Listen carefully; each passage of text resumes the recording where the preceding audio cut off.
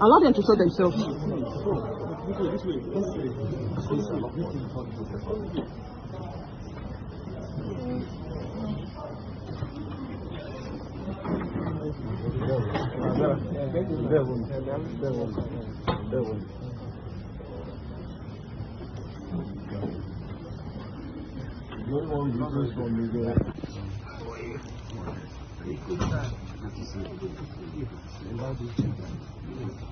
Thank you.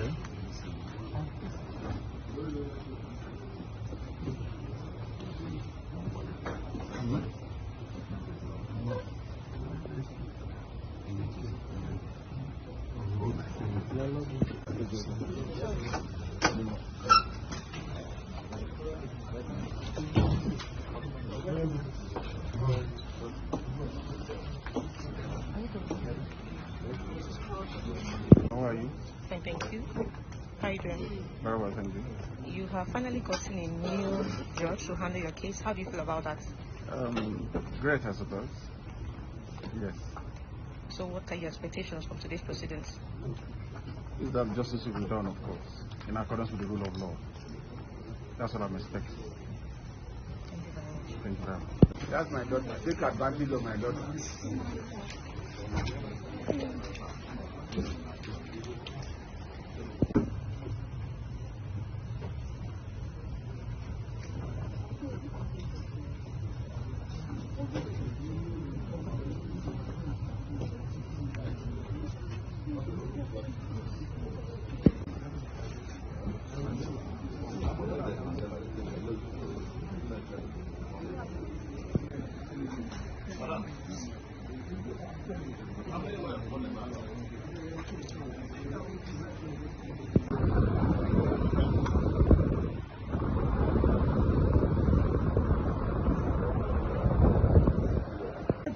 How far? Let's see if I want to turn my brain this morning. You expected me.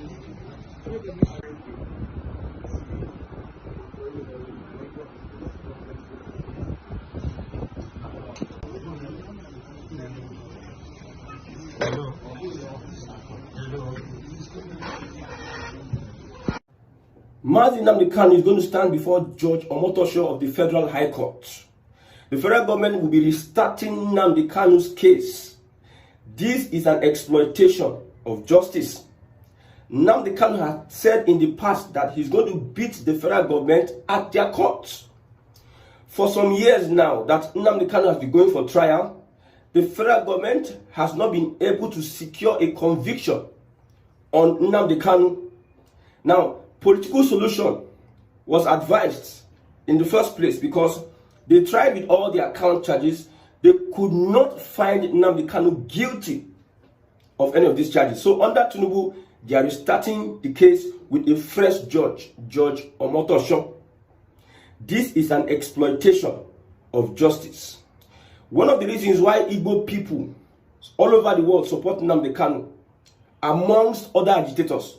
Some people are asking the question, why is it that Igbo people, an average Igbo man, supports Nnamdi Kanu?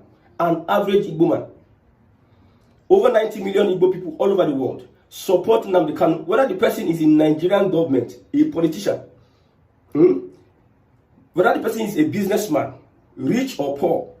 Nnamdi Kanu garners the support of majority of the Igbo people, especially my own support. I have said it in the past that I prefer Nnamdi Kanu to Ojukwu. Ojukwu had a role he played in this Biafran agitation, but my support stands with Nnamdi Kanu above every other agitator, whether it is Uwazurike, whether it is Samuel Ekpao, or whether it is Ojukwu. I have my reasons. Nnamdi Kanu is the only Biafran agitation that gains support from a vast number of people across boards. Some Yoruba people, they support Nnamdi Kanu.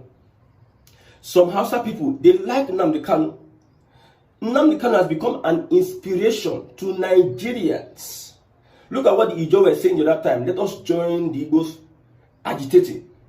It is because of some of the framework that Nnamdi Kanu set down when he started his Radio Biafra. Many of my Yoruba friends loved listening to Nnamdi Kanu when he was doing his daily broadcasts. in the evenings. So Nnamdi Kanu is the only Biafran agitator that has gained a wide range of support from Igbos and non-Igbos. Let me tell you the reason why I prefer Nnamdi Kanu than Ojukwu. I've asked this question over and over again. Ojukwu declared Biafra. However, counting the costs of the war, I had an issue with that. Let me not go into that one. You fought Biafra, you left, you handed over. You came back into Nigeria. Effiong that handed over stayed until his death.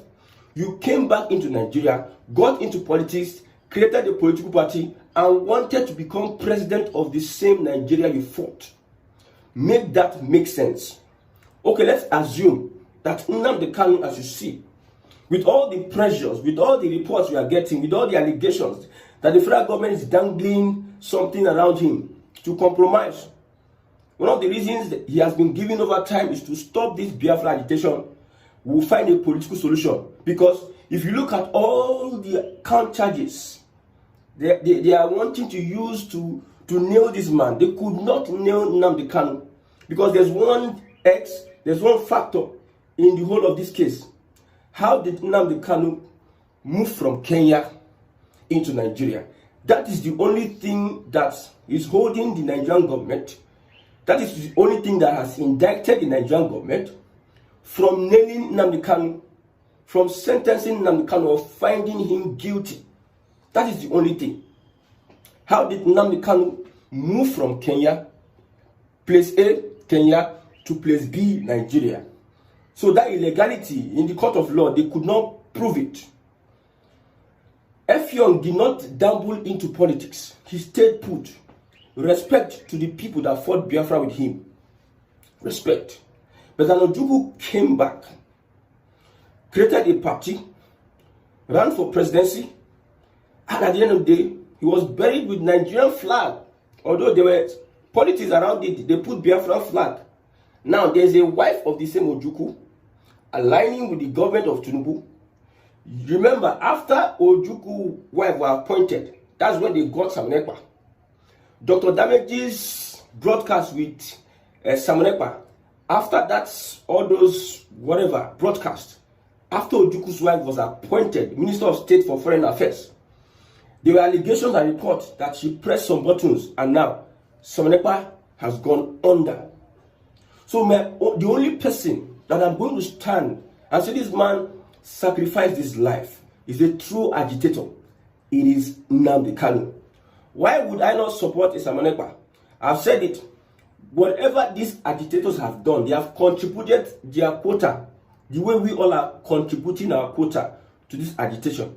But one will stand out amongst all, and that person is not Ojukwu. To me, personally, that person is Nnamdi Kanu. Nnamdi Kanu will be standing before the court today, will be defending himself. The last judge said that this guy is very intelligent and he knows what he's doing. Nnamdi Kanu is somebody that if you start speaking now, he's one of the persons that make me endeared myself to the Biafran agitation and ideology. Because over the years, I've been asking questions about Livu Wazirike. I've been asking questions about why did Ojukwu come back wanting to become a president in Nigeria? Why is the wife? Effiong, who was his deputy, till his death, he did not get involved in Nigerian politics. Respect to the Biafran people that died. But you see, an Ojukwu, those that fought in the Biafran war, and Ojukwu, where they are with their ancestors, with God or whatever they are, you will be seeing Ojukwu contesting as president in Nigeria. What do you think they will say? So, with this viewpoint of mine, I've been able to establish personally why I approve of Nnamdi Kanu. See, forget all these things that Tinubu is doing. The federal government cannot secure a conviction against Nnamdi Kanu. The only thing that they can use to break down Nnamdi Kanu is just do something funny. And if you do something funny to Nnamdi Kanu, it's not going to be funny anymore. It is not going to be funny because this man commands respect, commands the loyalty of Biafrans all over the world. All over. He's the one that has the spread beyond Igbos into Ijos, Niger Deltans, Ibibio, Ishekiri, Yorubas. Most of these people respect the person of Nnamdi Kanu, the only agitator that have revived the consciousness of the African people. This is Nnamdi Kanu. Today he goes before the court. They are restarting the case. What will happen? Let's be looking at what will happen in the court. But I don't think that a Tinubu will release Nnamdi Kanu. Looking at the justice system in Nigeria, the one you just saw now, the one you saw with the Supreme Court and Rivers State, the one you saw with the elections, this particular institution under a Tinubu administration, a Tinubu regime, would not secure the release of Nnamdi Kanu on a justice ground. It is all politics. This is how it plays. I said it before. Tinubu is using Nnamdi Kanu to play chess. He's waiting for Northerners to run mad, which the Northerners, they know that they don't need to run mad under a Tinubu administration. Tinubu is going to use Nnamdi Kanu as a bargaining chip in whichever way. He has so many games he's playing on so many fronts. Whether using APC whether using urbanization, putting his people in very sensitive position of government, putting them chief of army staff, Yoruba man, IG of police, Yoruba man, Judiciary, Yoruba man, INEC very soon, Yoruba man. That game is playing that game. You see, when you put your people everywhere and they are the ones controlling the system and they are loyal to you, whatever you say they do, it is not the people that will determine who becomes president 2027. It is the system, because it is proving that the people do not matter before your eyes.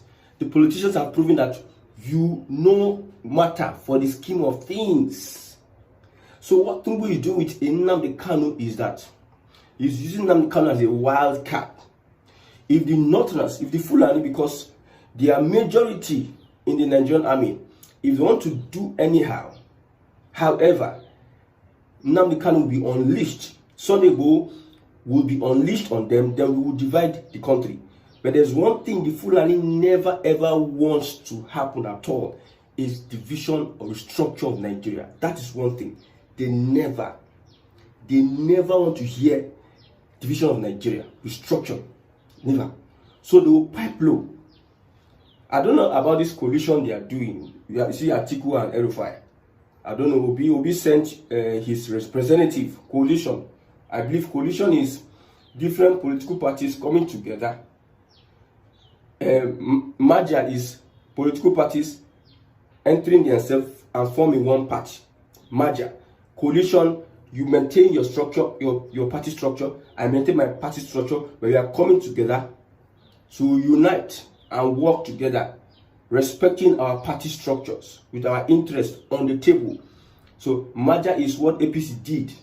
CPC enter into ACN, ACN enter into CPC. They now put it A, they remove the N, they remove the first C in CPC. They put A, they remove the N in ACN, APC. So that is this merger. If Fulani want to run crazy in the north, Nnamdi Kanu will be unleashed. But fellow Biafrans, I'm speaking on this topic because I want a system change. This particular Tinubu we are seeing would not want to release Nnamdi Kanu without compromise. The system, we know the system is rigged against the upright man. The system is rigged against people who want to follow due process. So you don't expect Omotosho to deliver any judgment short of what the federal government is standing, the agenda of the federal government of a Tinubu. Tinubu is not the federal government. There's no opposition whatsoever.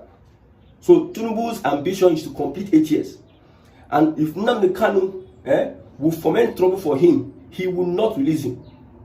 You see, there's one thing Nnamdi Kanu is expected to do, not to drop Biafra agitation. And that not dropping Biafra agitation will keep him there, and it will be like Nelson Mandela. And the guy he's strong. I said, this one person that I've seen that is willing to sacrifice himself for his people, Nnamdi Kanu, is one person willing to sacrifice himself. He damn pleasure, he damn family, everything. Then he is fighting for the Igbo people, the Igbo man. These Igbo men, very, very difficult people. Very, very interesting and very difficult when it comes to uniting to fight a cause. So he had to put himself as a sacrificial lamb. He's not perfect. He had made mistakes in the past, but still he's the best. So we pray that as he goes to the court this morning, we pray that the God that guides his children will always be with him. It always be with him. He's exposing the Nigerian government, the Nigerian system. He's exposing the inequalities, the injustices the Nigerian government have been carrying on the Igbo people for a very long time. History is repeating itself, and that is what you are going to see in the court this morning. Somebody was asking me, what do you prefer, Biafra or an Igbo nation in Nigeria? That's a big question. You prefer Biafra or an Igbo nation in Nigeria? I sat down and I thought about it. And I said one thing. You take one step before the next step. when you are dealing with these politicians in Nigeria, these evil people you are seeing, most of them are your brothers. You don't jump hastily into doing what you are doing. You take calculative step. Stoop to conquer. Have you read that book? Stoop to conquer.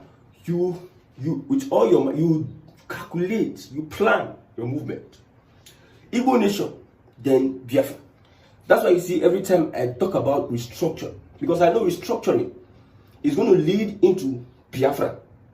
Every time you see I'm supporting Yoruba Ronu that are saying Igbo must go, Yoruba jobs or Yoruba, I'm supporting them because I know their actions will eventually lead to an uprising, and that uprising is going to lead to people asking questions. And these questions they are going to ask is going to say, everybody now want to say, let's go back to your tent, O Israel. So the Yoruba don't know that are doing Yoruba jobs for the Yorubas in Lagos State. This for this in Lagos. It's okay. Igbos, go back to your place and run your team. Then everybody will be good. Then when you say Yoruba jobs, Yoruba, look at Akwa Ibom. Prioritize Akwa Ibom indigents. Prioritize Akwa Ibom indigents. Now, Delta State will now go to those private companies that have so many other indigents that are not employing Delta State. Delta State will say, we have a priority of Delta indigents in these oil companies, whether it is owned by an Hausa man or Yoruba man. Everybody will be manning their positions in their different states. Then it will lead to another phase of restructuring. So I'm clapping for the Yoruba. I don't know what they are doing. I pray Tinubu does much more than this thing that Tinubu boys are doing. I pray they do it much more hit, so that they will hit a lot of people. They will not start, everybody will start renewing. And when you renew, everybody will now go back to a factory setting. Then restructuring. From restructuring is easier to get a Biafra. So I said it before, there are so many roads to the farm. So many roads to the farm. If you are a Biafran, pray for Nnamdi Kanu that he will be alive. Him being alive is weakening the Nigerian system. People don't understand. You understand in time to come. Nnamdi Kanu alive in detention, in JSS detention. Sit down and think about it. This man is a light shining from that detention. I will talk about Nnamdi Kanu day and night. I can't talk about Ojukwu. I can't talk about Aginosi. I can't talk about Nnamdi Azikiwe. And Nnamdi Azikiwe and Aginosi sabotage Igbo chances of building an Igbo nation. I'm telling you, Ojukwu, Nnamdi Kanu, Aginosi sabotaged Igbo chances of building an Igbo nation. Do you know how many lives, how many people were killed during the war? Do you know how many people were killed during the war? How many Igbo think tanks? How many Igbo professionals? How many Igbo doctors, lawyers, engineers? How many Igbo scientists were killed during the war because somebody did not count the cost? So you cannot come on my timeline and be saying, oh, sit down, whatever I'm saying, you sit down and reason about it. Thousands of people were killed in the north. Gowon could not protect the lives of Igbos in the north. Ojukwu took his stand, called people, come back to the southeast. He came back to the southeast. What he will have done is that there will be a code, build up an agenda. And let that agenda stay for 1 year. Understand the terrain, understand the pros and cons, play the long game, and you strike at the right time. The killings, 3 million people died, and the trauma of the war. An average Igbo man wants to see Nigeria as you are denigrating me. Mindset. The trauma of the war has affected a lot of Igbo people. Although Igbos are strong, I've said it before, an Igbo man that is educated, well-traveled, and experienced is like a god.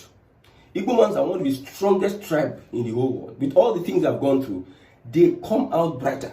In fact, it is in that suffering, you're suffering an Igbo man, that he comes out brighter and stronger and bigger. It is in that suffering, that thing you are doing to him, he comes out brighter and bigger. So the Igbo man shines in adversity. The Igbo man would have been, if we had carefully planned ourselves in the first republic, if we have carefully planned ourselves, having a code. There's a code in Igbo land. We don't drink garri in Igbo land. Yes, that's a code. That is a code. You come to the southwest, you drink garri, is a normal thing. Yes, that's a code. Number 2, we eat ishoporoko in Igbo land. We eat for soup. Yes, that's a code. In Igbo land, if you're going to cook soup, you must use stock fish, ishoporoko, stock fish. That's a code. We needed to have a code then plan for an exit. Solidify, sophisticate ourselves. Build a secret service. Not rushing into declaring the war. Nnamdi Kanu came. One Nigeria, Oga regionalism, one Nigeria. Agnostic came. He removed secession. And you put us in this place we are today. We will survive. So the person of Nnamdi Kanu is my icon. I stand with Nnamdi Kanu. I stand with him. Whatever way you want to see it, I stand with Nnamdi Kanu. I'm a biafra. Someone was asking me, are Yoruba supporting Tinubu? I'm supporting Tinubu for restructuring. That is why I'm supporting Tinubu. I will say it. Maybe you don't watch to the end of the video. Maybe I'll start saying why. For those that watch maybe 2 or 3 or 4 or 5 minutes, I'll start saying why I don't support Tinubu so that you will know. I'll start telling you my identity. I'm a full-blooded biafra. Full-blooded. I stand with Nnamdi Kanu ruggedly. We push for restructuring. A system that will, if Nigeria were going to favor us, I'll push for Nigeria. But Nigeria will not favor us. Look at what is happening now. It is evident, clear everywhere. Nigeria will not favor us. That's why I'm not pushing for a one Nigeria. I'm pushing for a restructuring. That one Nigeria, as it's not working, if we go back to restructuring, Biafra nation doesn't work. We will not get sense. Then find something that works for us. Something has to work for Africans to be liberated. So, if you think Nnamdi Kanu will be released today, my brother, it is not about emotions. We are not doing emotions. We are not being emotional here. Nnamdi Kanu will keep on telling the world the injustice that the Nigerian government has been carrying out on the Igbo people over the years. If he appears in court, it is an indictment of the federal government. It is an indictment on the justice system, having used different judges. Some even rejected the skit. After having used different judges, they could not find the man guilty. They are looking for a way to prolong and waste this man's time. That is evident in all these things that is happening in the media today. Long live Biafra and long live Nnamdi Kanu.